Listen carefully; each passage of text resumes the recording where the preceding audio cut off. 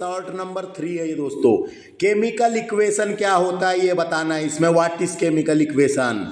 तो chemical equation symbolic representation of a chemical reaction is said to be chemical equation. उसे chemical equation कहा जाता है, यानी कि किसी रासायनिक अभिक्रिया का प्रतीकात्मक निरूपण, प्रतीकात्मक निरूपण यानी हम उसको प्रतीकात्मक सिंबल के रूप में कैसे रिप्रेजेंट करते हैं उसे ही कहा गया है केमिकल इक्वेशन, है ना। उसे ही कहा गया है केमिकल इक्वेशन।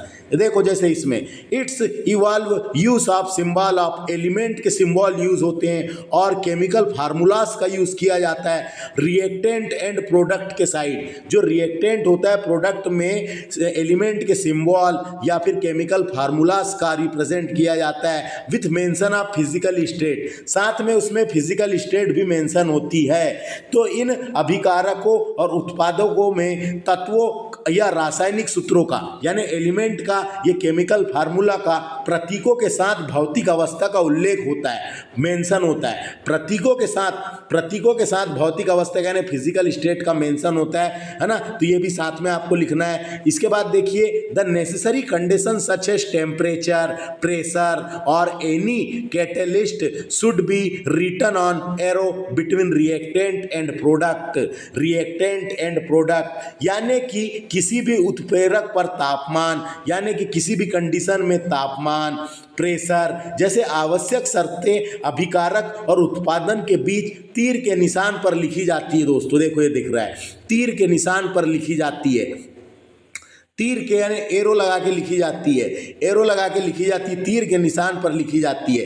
एग्जाम्पल के लिए देखा जाए तो magnesium is burned into air to from magnesium oxide can be represented has. यानी मैग्नीशियम को वायु में जलाकर मैग्नीशियम ऑक्साइड बनाया जाता है, जिसे इस प्रकार दर्शाया जाता है। देखो यहाँ पे देख सकते हो आप Mg यानी मैग्नीशियम वायु में यानी ऑक्साइड, दोनों को प्लस में यानी दोनों के किया तो क्या बना, एरो के बाद देखो MgO लिखा है, मैग्नीशियम डाइऑक्साइड बना।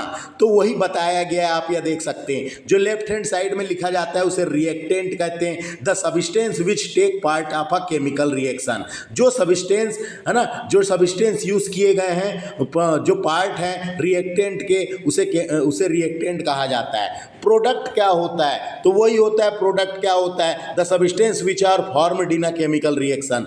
जो उत्पाद बनता है उसे प्रोडक्ट कहा जाता है। एग्जाम्पल के लिए ए प्लस BC रिएक्टेंट है, ये एरो लगा के हमने बताया गया है। Arrow indicate the direction of a reaction यानी केमिकल रिएक्शन हुआ है। फिर क्या बना, प्रोडक्ट बन गया AC प्लस B, तो इसको हम प्रोडक्ट कहेंगे, उत्पाद कहेंगे केमिकल रिएक्शन के बाद जो बना है उसको। तो रिएक्टेंट जो होता है लेफ्ट हैंड साइड में लिखा जाता है, प्रोडक्ट जो है राइट हैंड साइड में लिखा जाता है। तो आप इसको देख सकते हैं। उसके बाद एक काम की जानकारी यहाँ पे है, इसको देख लो। Physical state can be represented by symbol, है ना। तो क्या बोला गया है, in chemistry physical state of a substance in a reaction are represented by symbol. Symbol से रिप्रेजेंट किया जाता है। जैसे कि S जो होता है सॉलिड के रूप में रिप्रेजेंट किया जाता है। S का मतलब क्या है, सॉलिड है। G का मतलब क्या है, गैस है। L का मतलब क्या है, लिक्विड है। AQ होता है दोस्तों, AQ का मतलब होता है एक्वियस या एक्वस भी बोलते हैं उसको। एक्वियस या aqueous means substance is dissolve in water, यानी सॉल्यूशन इन वाटर बोल सकते हैं, है ना। सॉल्यूशन इन वाटर, यस, जो भी सब्सटेंस है वो डिजॉल्व इन वाटर यानी पानी में घुला हुआ रहेगा, उसे बोलेंगे एक्वस, उसे बोलेंगे एक्वस। तो इतना समझ में आया क्या यहाँ से? बस इतना ही है ना, ये समझ में आ गया। उसके बाद देखेंगे यहाँ क्या लिखा है, नोट में एक पॉइंट लिख रखा है, इंपॉर्टेंट है ये भी।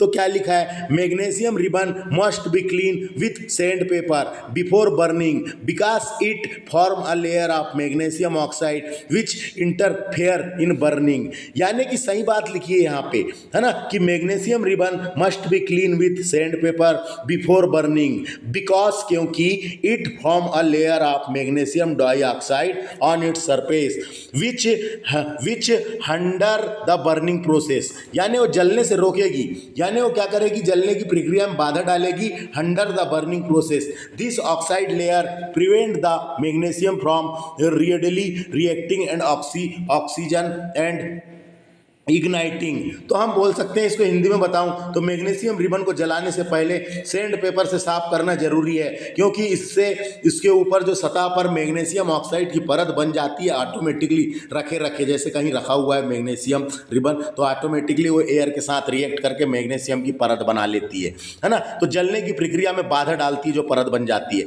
इसलिए पहले उसको सैंड पेपर या को बोलते हैं रेतमल से बेहतरीन चकाचक घस लेने का है। घसने के बाद उसको बेहतरीन उस परत को मैग्नीशियम ऑक्साइड की परत को आसानी से हटा लेना है। हटाने के बाद आप जलाएंगे चिमटे से पकड़ के, टंग से पकड़ के, तो बेहतरीन जलेगी डार्जिलिंग वाइट फ्लेम के साथ। ये बताया गया है दोस्तों, समझ में आ गया? धन्यवाद।